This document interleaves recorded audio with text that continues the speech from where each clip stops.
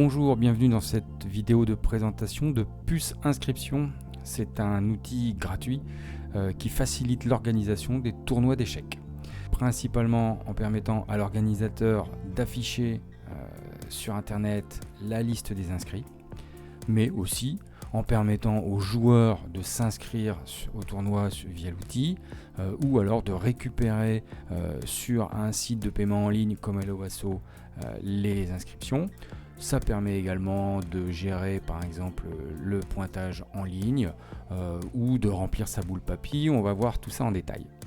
Avant de regarder comment ça se passe côté organisateur pour créer et configurer son tournoi, on va regarder au travers de deux exemples comment ça se passe côté joueur. Dans ce premier exemple, on a le comité de l'Oise qui a fait paraître une annonce pour un tournoi et ils ont ici simplement mis un lien vers la page d'inscription. Donc le joueur intéressé clique et il voit donc la liste des joueurs inscrits au tournoi.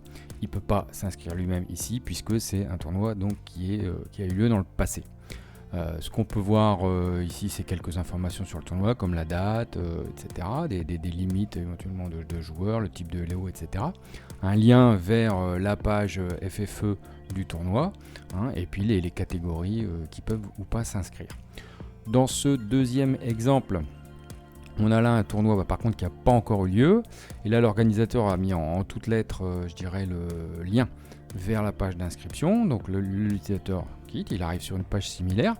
Qu'est-ce qu'on voit comme différence? Ici, il y a le bouton s'inscrire qui est activé puisqu'il y a encore le temps de s'inscrire. Ici, la date limite d'inscription n'est pas encore passée.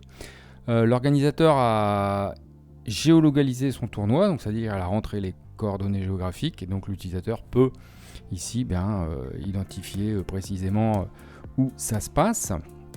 Et donc pour s'inscrire, et bien ici, donc là tout le monde peut s'inscrire, puisque toutes les catégories, que ce soit féminin, masculin, ou tout type de licence, c'est un tournoi rapide, y compris les licences type N, c'est-à-dire les gens qui n'ont pas encore renouvelé leur licence. C'est assez pertinent de laisser cette possibilité en tout début de saison, puisqu'on a beaucoup de gens qui n'ont pas encore renouvelé leur licence. Et donc pour s'inscrire tout simplement, le joueur intéressé clique sur s'inscrire, cherche son nom, par exemple si je m'appelais Vachier Lagrave, je serais plus fort, je mets le début du nom et puis on trouve un joueur, simplement ici donc le joueur clique sur son nom et il dit hop, inscrire. Quand il retourne au tournoi, et bien ici on voit que le joueur est inscrit. Évidemment maintenant je vais contacter l'organisateur pour lui dire que c'était pour les besoins du test. Bien, pour maintenant créer son tournoi, la première chose à faire, ce qu'il faut, c'est être connecté. Donc ici, il faut se créer un compte.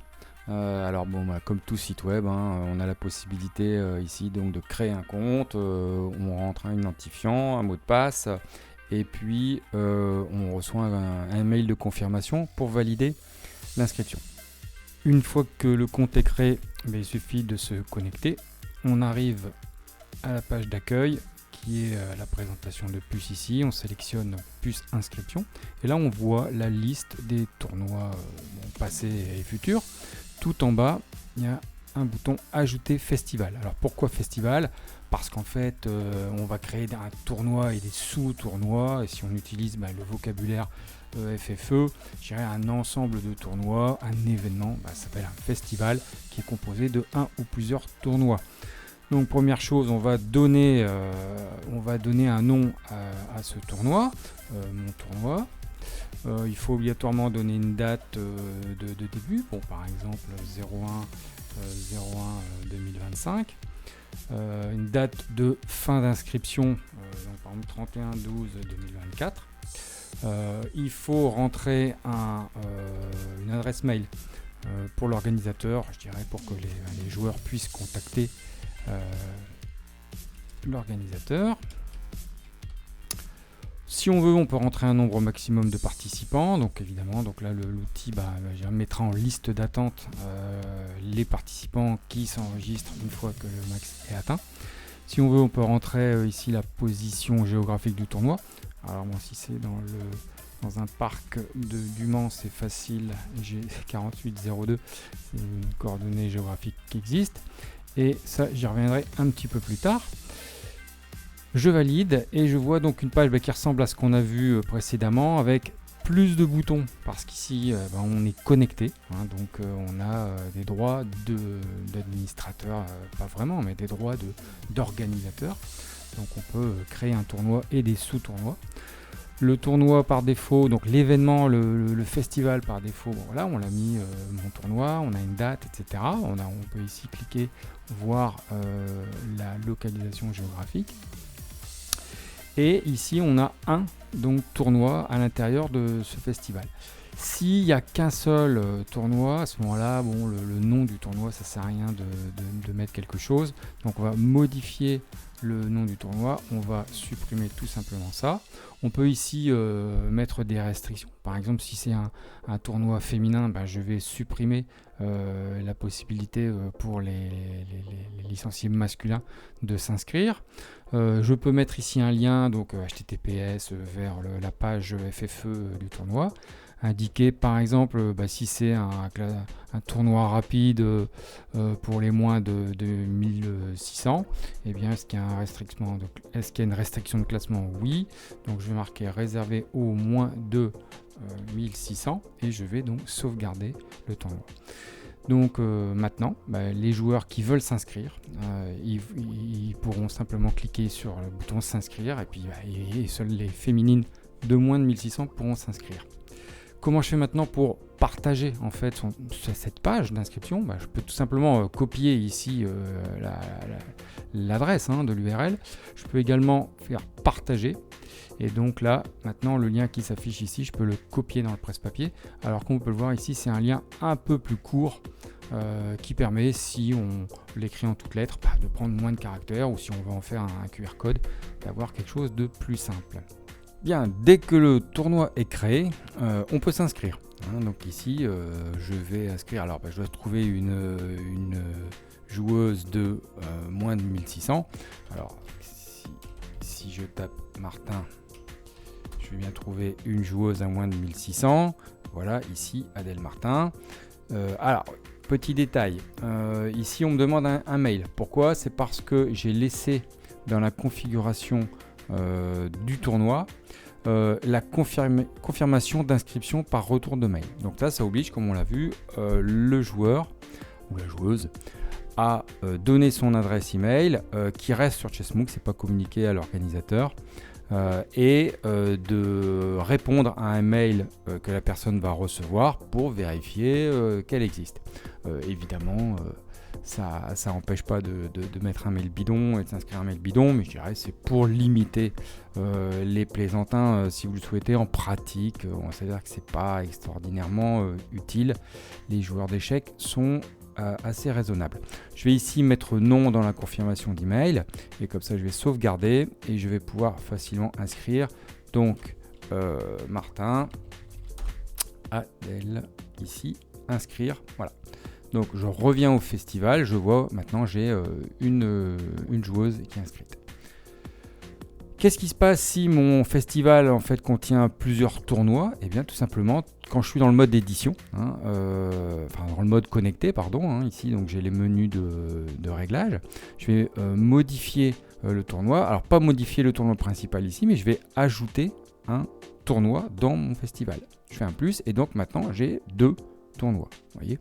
Alors par contre ici il faudra nommer les tournois. Donc mon tournoi numéro 2, ici cette fois-ci je vais le modifier. Alors je vais modifier d'abord le numéro 1. Par exemple j'ai un open principal, je vais modifier l'open principal et je vais l'appeler cette fois-ci ici open A par exemple. Là ça va être sans restriction, ouvert à tous. Voilà, et rapide ici sans restriction, très bien, non, hop, ok.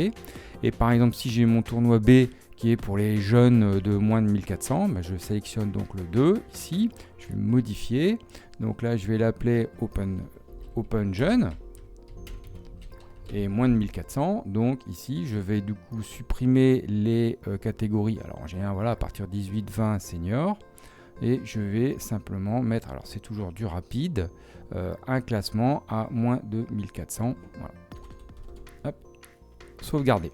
Et donc maintenant j'ai bien mes 2 tournois, Open A, Open Jeune, avec une joueuse inscrite dans l'Open A, puisque c'est moi qui viens de l'inscrire.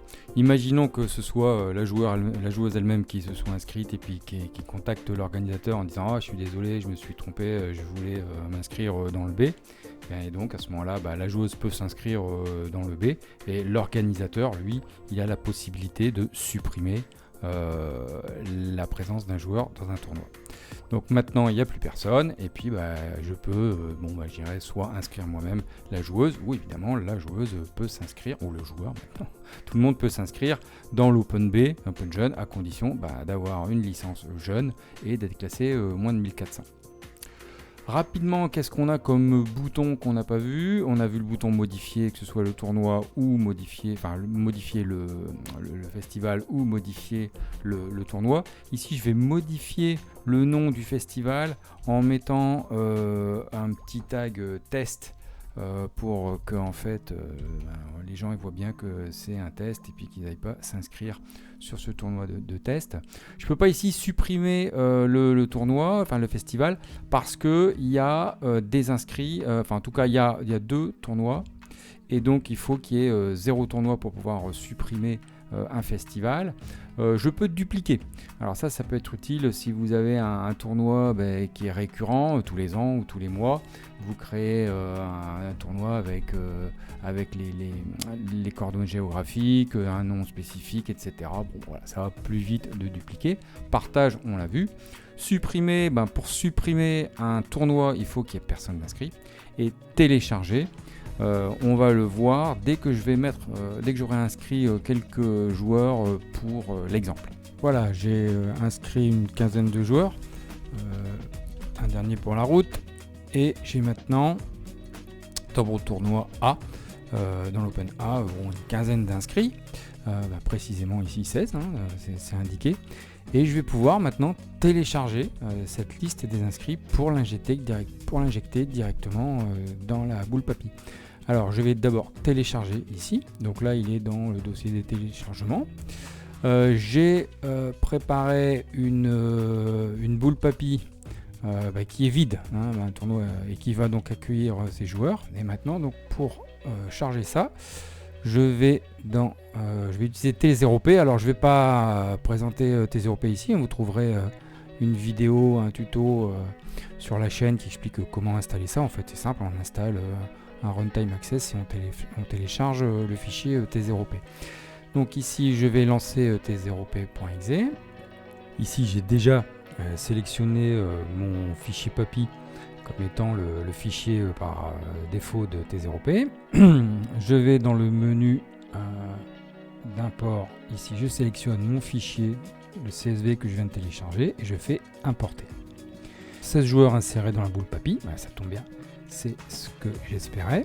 Et si j'ouvre maintenant mon fichier tuto, eh bien je vois mes 16 joueurs ici qui ont été ajoutés. Si plusieurs nouveaux joueurs s'inscrivent, je peux retélécharger le fichier CSV comme tout à l'heure, puis refaire une importation dans Papy, et évidemment l'outil va ajouter seulement les nouveaux joueurs. Vous pouvez le faire comme ça tous les jours si ça vous chante. Bien, là pour que ça soit clair, j'ai ajouté les joueurs ici moi-même en tant qu'organisateur. Évidemment ce sont les joueurs qui s'inscrivent eux-mêmes. Il y a quand même un cas où l'organisateur peut être amené à ajouter un joueur parmi les inscriptions. Typiquement, c'est si le joueur, la joueuse, n'est pas dans la base de données. On va voir tout de suite comment ça se passe. Bien, dans la base, je ferme ici, dans la base FFE, je viens de repérer une joueuse qui s'appelle Leila Mourchid. Ici du club de Roy Maison, bienvenue à elle, qui vient de prendre une licence là il y a quelques heures quasiment sur le site de la FFE. Donc si j'essaye de l'inscrire dans le tournoi ici, eh bien ça va pas le faire, donc si cette Leila vient, elle va taper ici Mourchid, hop, et elle va pas se voir. c'est normal, la base elle n'est pas mise à jour en temps réel avec la base de la FFE, c'est mis à jour à des fréquences qui évoluent, qui on va dire peut pas être supérieure à un mois et pas inférieure à 48 heures. Donc eh bien normalement cette joueuse, si elle veut s'inscrire, elle va contacter l'organisateur, et donc l'organisateur, eh bien lui, en tant qu'organisateur connecté, il va pouvoir ajouter cette joueuse. Donc tout simplement en retournant sur la page du tournoi et en cliquant sur créer, éditer, licencier. Donc créer pour créer un nouveau licencié, ou éditer, modifier les caractéristiques d'un licencié. Bon, par exemple une licence qui passe de B à A pour s'inscrire sur un Open LAN par exemple. Donc ici, l'organisateur va faire pareil, va chercher Mourchid, ok, il va pas trouver, ok, il va taper nouveau licencié. Et ici, il va simplement récupérer le numéro de licence. Hop, CTRL, copier, coller, prénom Leïla, Mourchid. Alors on va lui donner son Hello rapide si c'est pour un tournoi rapide. Bon là, on va mettre 799, peu importe. Les autres Hello, il n'y a que celui qui compte pour le tournoi qu'on a envie de faire. Là au niveau de la licence, c'est du B. Et puis alors petite poussine, donc ça veut dire que c'est U8 féminine. Donc U8 licence B féminine, hop, sauvegardé. Et maintenant que cette joueuse est inscrite dans la base puce Chessmook, on va taper Mourchid. Et donc on va en effet trouver la joueuse et on peut l'inscrire. Donc voilà tout simplement comment inscrire un joueur, une joueuse qui n'est pas déjà dans la base. Bien, on a commencé à faire le tour de l'outil presque. Je voudrais vous montrer deux choses supplémentaires. La première, on l'a effleuré. Au niveau du menu de réglage du festival, il y a un lien ici vers un site de paiement. L'idée c'est si vous récoltez vos inscriptions via un site de paiement, alors aujourd'hui ça marche que avec Helloasso, et bien quand les joueurs vont saisir nom, prénom, numéro de licence sur Helloasso, ça va automatiquement ajouter leur inscription dans le tournoi. Alors c'est l'occasion de présenter également l'outil Helloasso de manière plus générale. Donc on va vous faire un tuto spécifique sur ce point-là. Donc j'y reviendrai plus tard. Autre point à noter qui n'apparaît pas ici parce que la date elle est trop loin dans le futur, c'est concernant le pointage. Donc le pointage, évidemment, c'est quelque chose qui se passe le jour du tournoi. Donc je vais simuler ici un tournoi qui a lieu aujourd'hui et dont la date d'inscription était au maximum hier. Alors aujourd'hui on est là le 18, donc je vais modifier le tournoi en disant voilà, le tournoi il déroule aujourd'hui et la date limite d'inscription c'était hier, donc 17/10/2023. Si je sauvegarde ça, maintenant dans la page de réglage du tournoi, on voit qu'il y a un nouveau champ qui apparaît, qui est le code de pointage. Dans le principe, c'est de communiquer oralement ou par écrit aux joueurs présents le matin du tournoi un code qui va leur permettre de pointer sans qu'il y ait un bénévole qui ait à intervenir, à attendre les gens devant une queue et leur demander leur nom pour aller cocher ce nom dans une longue liste. Comment ça fonctionne? Vous pourrez voir, j'ai mis en marque-page ici une expérimentation en ligne, je vous mettrai le lien dans la description. Voilà, ça rapporte une expérimentation qui a été faite. Donc bon, pour l'instant ça peut encore évoluer un petit peu, mais l'idée voilà, c'est que les gens ils arrivent et puis plutôt que de faire la queue, ils scannent le QR code et ils rentrent le code qu'on leur demande. Alors on va le faire en live. Ici sur ce code de pointage, je vais marquer par exemple E2, E4, je sauvegarde et du coup ma page de tournoi, on voit ici maintenant elle a un autre look. Alors d'abord je vais me déconnecter pour simuler en fait un joueur qui ne serait pas connecté évidemment. Mon tournoi est là et je vais réduire la taille de la page pour également simuler un téléphone. Voilà, où il y a moins d'informations, notamment le club n'apparaît plus par exemple ou en tête. Voilà le joueur, quand il scanne son QR code, il arrive sur cette page là. Alors voilà, si j'étais Mathieu Cornette, j'aurais un plus gros vélo que le mien. Et voilà, on clique simplement ici, on rentre le code E2, E4 et on clique sur je suis présent et voilà, ça y est, c'est bon, on est pointé. Voilà un petit peu le principe. Deux choses avant que je vous laisse essayer l'outil. La première, déjà c'est utile de savoir que Puce Inscription, c'est pas le seul outil qui permet comme ça de collecter des inscriptions à un tournoi d'échecs et d'afficher en temps réel la liste des inscrits. Il y a historiquement le plus vieux, je crois, c'est cet outil là qui s'appelle inscrite.open.free.fr. Bon voilà, donc c'est comme c'est, vous pouvez aller voir, comparer et puis choisir ce que vous préférez. Un autre c'est Chess Event qui est un outil d'origine bretonne qui marche aussi très bien. Donc voilà, faites votre choix, comparez et puis prenez ce que vous préférez, sachant que l'important c'est d'arrêter de collecter des inscriptions avec des mails ou des SMS. Ça fait un peu très 20e siècle. Je vous invite à passer à des choses un peu plus modernes. Deuxième point avant de conclure, sachez que cet outil Puce Inscription, c'est l'adaptation d'un projet open source qui est plus générique, qui concerne n'importe quelle pratique de sport ou n'importe quelle d'ailleurs pratique qui n'est pas sportive. Donc ce projet d'open source, vous verrez le lien en description. Si vous voulez contribuer, écoutez, n'hésitez pas. J'espère que je vous ai convaincu de l'utilité de passer à ce type d'outil et puis je vous souhaite un bon tournoi.